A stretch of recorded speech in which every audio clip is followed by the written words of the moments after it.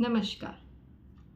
Goal achievement માટે એક બહુ સરસ આજે હું તમને એક્ઝામ્પલથી સમજાવીશ કે તમે કેટલું ઇઝીલી તમારા ગોલને અચીવ કરી શકો છો. લાઈફમાં ફક્ત ગોલ નહીં પણ જે પણ વસ્તુ જોઈતી હોય, સપોઝ આપણે એક આપણું ગમતું કામ હાથમાં પકડીએ તો આપણને કેવું એમાં મજા આવતી હોય છે અને ગમે તેટલી મહેનત હોય તો પણ આપણે એને હોંશે હોંશે કરતા હોઈએ છીએ. અને એ જગ્યાએ અગર આપણને કોઈ બીજું આવીને કહે કે તમારે આ કામ કરવાનું છે અને કદાચ એ કામ આપણને નથી ગમતું, તો એ વસ્તુ કરવામાં આપણને કેટલું જોર આવતું હોય છે અને એવું લાગે કે આ બહુ મહેનતનું કામ છે અને જબરજસ્તીનું બર્ડન લાગતું હોય છે, રાઈટ? તો હવે તમે જ્યારે તમારો ગોલ સેટ કર્યો છે અને ગોલ અચીવમેન્ટ માટેના જે સ્ટેપ્સ છે, તો એ સ્ટેપ્સ તમે એવી રીતે રખો કે તમને એમાં હોંશે હોંશે આગળ વધવાની ઈચ્છા થાય. ગોલની સાથે તમારે એકરૂપતા લાવવાની છે.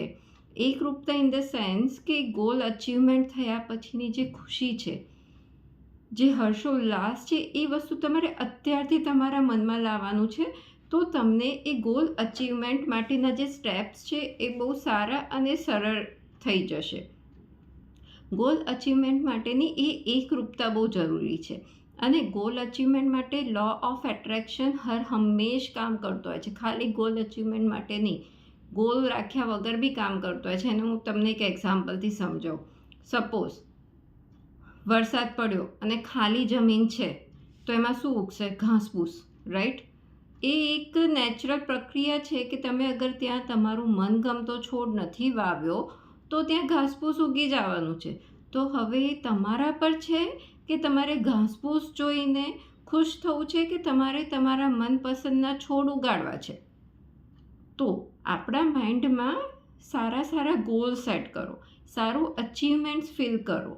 તો તમે એ વસ્તુ વિચારશો તો એ રીતેનું તમને રિઝલ્ટ મળશે. પણ આને જો તમે ખાલી રાખ્યું હશે અને ખાલી ના રાખ્યું અને સપોઝ એમાં નેગેટિવિટી, ગોલ્સને રિલેટેડ શંકાઓ કે ગોલ્સને રિલેટેડ કોઈ નેગેટિવ થિંકિંગ છે કે ગોલ્સ વગર પણ લાઈફમાં નેગેટિવિટી છે, તો પછી એ જ વસ્તુ તમારી સામે આવવાનું છે, જેમ ઘાસપૂસ સામે આવી. ક્યાં તો તમે નથી પોઝિટિવ નથી નેગેટિવ, જે આવી રહ્યું છે એને સ્વીકારો.